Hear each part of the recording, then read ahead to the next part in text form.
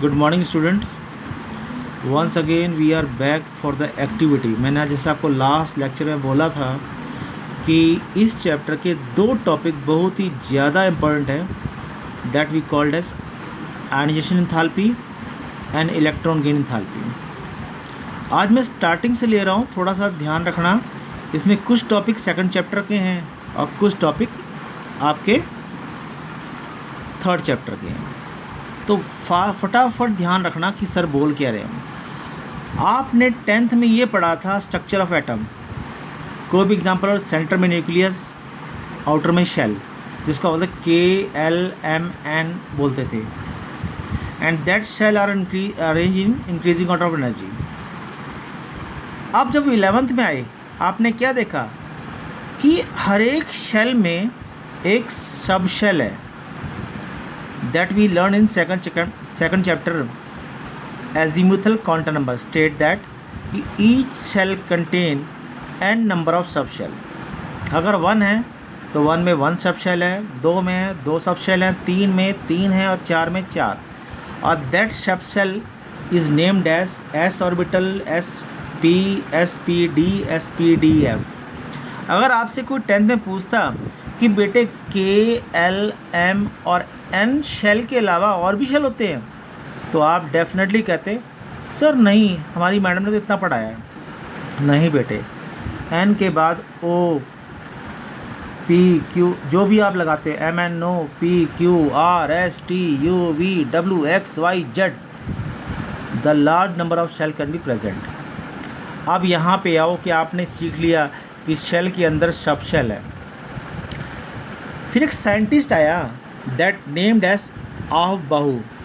उसने बोला कि ये जितने भी सब सेल प्रेजेंट हैं या different orbital belongs to shell that are arrange in increasing order of energy. तो उसने ये बताया उसने 1s, 2s, 2p, 3s, 3p, 4s, 3d and 4p। यहाँ आप नोट करो, अगर आप कोई बिल्डिंग देखते हो, बिल्डिंग का 4th माला यानी कि 4th मंजिल जो है 3 से पहले नहीं आता, मगर क्या था, the scientist have notice that the different orbital belongs to different shell are arrange in increasing order of the energy. ये उसने एनर्जी वाइज अरेंज किया था, बल्कि स्ट्रक्चर तो क्या था, 10th क्लास की तरह सेम था, मगर जैसे ही नीचे आए तो उसने एनर्जी वाइज अरेंज कर दिया। उसके बाद साइंटिस्ट है हून्स रूल। उसने बोला कि सर इन सभी ऑर्बिटल की अपनी कैपेसिटी है, ईच ऑर्बिटल और each sub shell have capacity to hold the electron. मैंने मेंशन कर रखा है, S की कैपेसिटी 2 की है, P की कैपेसिटी 6 की है, D की कैपेसिटी 10 की है और F की कैपेसिटी 14 इलेक्ट्रॉन की है बेटे। इन दैट केस आप फटाफट नेक्स्ट पेज पे प्रमोट करते हैं। किस में करते हैं? नेक्स्ट पेज पे। तो आपने देखना ध्यान से क्या होता है नेक्स्ट पेज पे, तो आपने प्रॉपर्टी ध्यान रखनी है और गलती नहीं करनी, ठीक है। Then extra point to remember कि सर किसको छेड़ना या किसको तंग करना या किससे इलेक्ट्रॉन निकालना इम्पॉसिबल है, तो उसे हम कहते हैं पेनिट्रेशन पावर। तो it means the S orbital have more power of towards nucleus, यानी कि S की सबसे ज़्यादा पेनिट्रेशन है P से और P की ज़्यादा है D से और D की ज़्यादा है F से। अब आप ही बताओ बेटा मुझे, घर में अगर छोटा बच्चा हो तो क्या होगा, उसको भी मार सकता है? नहीं, क्योंकि वो मम्मी पापा का दुलारा बेटा होता है। उसको मारना, छेड़ना, तंग करना मुश्किल होता है। Just like the electron present in S orbital have more power of penetration towards nucleus. It means कि अगर आप चाहते हो कि S ऑर्बिटल से इलेक्ट्रॉन निकाल लें, तो बेटा we required a lot of high energy. तो यहाँ पे वो लिखा है पेनिट्रेशन इफेक्ट कि S से इलेक्ट्रॉन निकालना नामुमकिन है।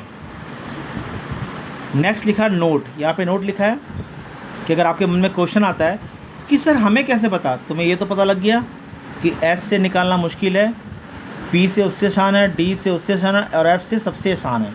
यहाँ पे लिखा है 6s, 5s, 4s, 3s, 2s और 1s। तो 6s have more energy as compare to 1s। जैसे मान लो एक गरीब घर का बच्चा है और ये अमीर घर का बच्चा है, तो सिमिलरली बात कहने का मतलब सिंपल सी बात है बेटे, इसे हम साइंस की लैंग्वेज में कहते हैं inert pair effect. If the orbital means S orbital belongs to an higher shell will have more inert pair effect than the rest of orbital. तो यहाँ पे लिखा है तो 6s से इलेक्ट्रॉन निकालना नामुमकिन है एज़ कम्पेयर टू 1s। अब यहाँ पे लेते हैं टॉपिक आयनेशन एंथैल्पी, जैसे मैंने सिखाया था। ये बेटा होता है amount of energy required to remove electron from a gaseous isolated atom. अब तुम्हारे मन में ये सवाल आया कि एटम क्या है, गैसियस आइसोलेटेड एटम क्या है। तो ध्यान से देखो, एग्जाम्पल लिया है, ये लिया iron rod, just think it. ये हमारा एलिमेंट कहते हैं which consist of similar kind of atom. और जब आप एनर्जी लगाओगे और इसके एक एटम को बाहर निकालोगे, ए सिंगल एटम, और उस सिंगल एटम में अगर इलेक्ट्रॉन रिमूव करते हो, if you are trying to remove the electron from that atom we called as ionisation enthalpy. And if you trying to add an extra electron that we called as electron gain enthalpy। यानी कि science की language में electron लेना और electron को add करना दोनों की टर्म्स होती हैं। इलेक्ट्रॉन निकालना हो तो आयनेशन एंथैल्पी और देना हो तो इलेक्ट्रॉन गेन एंथैल्पी। तो ध्यान रखना बेटे कि just like a patient suffering from A disease, patient कभी भी डॉक्टर उसकी बीमारी को देख के बीमारी नहीं बताता, टेस्ट करता है, 3-4 चीज़ देखता है, फिर जाकर नतीजे में निकलता है। तो आगे मैं यही चीज़ समझा रहा हूँ, ध्यान देना कि आपको मैंने प्रीवियस नोट्स भेजे हैं कि अगर आयनेशन एंथैल्पी टॉपिक करना है तो आपको 5 फैक्टर देखने हैं। क्या फैक्टर देखने हैं? Size, nuclear charge, penetration effect, nuclear charge, ये शील्डिंग इफेक्ट। ओके बेटा, तो आपने मतलब कि ये 5 फैक्टर को देख के डिसीजन लेना है कि which element have more ionisation enthalpy. Science ये कहती है if the electronic configuration of any element for a half filled और full filled will possess more ionisation enthalpy. अगर कोई एलिमेंट का outer most orbital half filled और full filled है तो फुल फील्ड की एनर्जी बहुत ज़्यादा होगी, हाफ फील्ड की उससे कम। और बाकी अगर वो हाफ फील्ड से कम है या फुल फील्ड से कम है तो उसकी एनर्जी हमेशा कम रहेगी। नेक्स्ट टॉपिक मैं आपको शॉर्ट नोट बता रहा हूँ जो आपके लिए हेल्प करेगा कि अगर आपको समझ में आए आप इसको समझ सकते हो कि कैसे क्या करना है, कैसे क्या करना है। मैंने यहाँ पे नोट लिखा है to explain about the ionisation enthalpy. अगर आपको करना है तो यहाँ लिखा है, यहाँ पे आप अपनी तो मर्ज़ी से मान लो एटॉमिक साइज़ ज़्यादा है, if the size of element is more then ionisation enthalpy will be less. Why? Because the force of attraction between nucleus and electron present in outermost shell is less. अगर ये property less है तो then it will फिर मोर metallic, और metallic को जब water से मिलाते हो then it is a more basic in nature. Next, nuclear charge. जैसे मान लो कि एल्युमिनियम पे +3 चार्ज है, Mg पे +2 चार्ज है और Na पे +1 चार्ज है, तो चार्ज किस पे जाता है? Al पे, क्योंकि Al पे +3 है। हाइयर द चार्ज, चार्ज ज़्यादा है तो आयनेशन एनर्जी भी ज़्यादा है। और जब whenever the ionisation energy is more it will be less metallic, less basic. Means force of attraction between nucleus and the electron present the outermost shell is more. ऐसे ही मैं लिखा है इलेक्ट्रॉनिक कन्फिग्रेशन। इलेक्ट्रॉनिक कन्फिग्रेशन अगर half filled और full filled है तो ionisation energy ज़्यादा है, मेटालिक कम है और फोर्स ऑफ अट्रैक्शन ज़्यादा है। As we move left to right in a period table, ये प्रॉपर्टीज़ लिखी हैं ज़िंदगी में, आपको याद रखना कि 12 तक आपको याद रखना है ये प्रॉपर्टीज़ को। लेफ़्ट टू राइट यानी कि जैसे आप सोडियम से आर्गन तक मूव करते हो तो साइज डिक्रीज़ करता है। क्यों करता है? Due to increase in effective nuclear charge. Metallic property decrease करती है due to increase in ionisation energy. Basic nature decrease करता है because of high ionisation energy.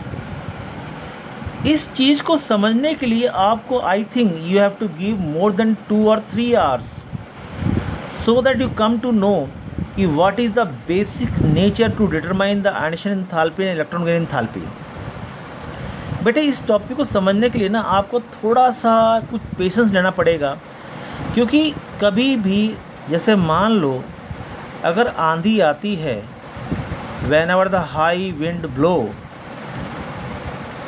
in a mango tree, the small mango do not get fall but the larger get fall। बड़े को तोड़ना आसान होता है, छोटे को तोड़ना मुश्किल होता है। Just like when you come to remember the 5 factors affecting the ionisation enthalpy, then definitely you come to know कि how we can determine। और आई थिंक मैंने इसी बेस पे बेटे आपको ये 5 क्वेश्चन दिए हैं, और मैं आपको एक एग्जांपल बताना चाहूँगा। एक क्वेश्चन का हिंट देता हूँ मैं आपको कि आपको प्रॉब्लम न पड़े। यहाँ लिखा है why the second I dot E of N A is more than. Second मतलब जब सोडियम ने अपना एक इलेक्ट्रॉन लूज कर दिया है, सोडियम का नंबर कितना होता है बेटा? 11 से 1 चला कितना रह गया? 10। और 10 किसका नंबर होता है? नियॉन का। Neon is a noble element and noble element do not lose their electron, क्योंकि हर एक बंदे का, हर एक एलिमेंट का एक सपना होता है कि वो अपने आप को नोबल फैमिली के बराबर कर जाता है। Then Mg, but first ionisation enthalpy of Mg is more than Na। Mg का नंबर होता है 12, 1s2, 2s2, 2p6, 3s2। 3s2 मतलब कि S की कैपेसिटी फुल है और फुल्ली फिल्ड है, so we required a high amount of ionisation enthalpy. But अगर यही है, अगर मैं Na का लूँ तो Na में 3s1 आएगा, यानी हाफ फिल्ड। और एज वी नो कि full filled have more ionisation enthalpy than the half filled. So go through the all topics and the factor affecting this, and then memorize your power, and then solve the homework and submit to me. Have a nice day. Take care. If you're getting problem, you can call me anytime. You all know my number. You all know my WhatsApp number. Please convey us. Thank you and have a nice day.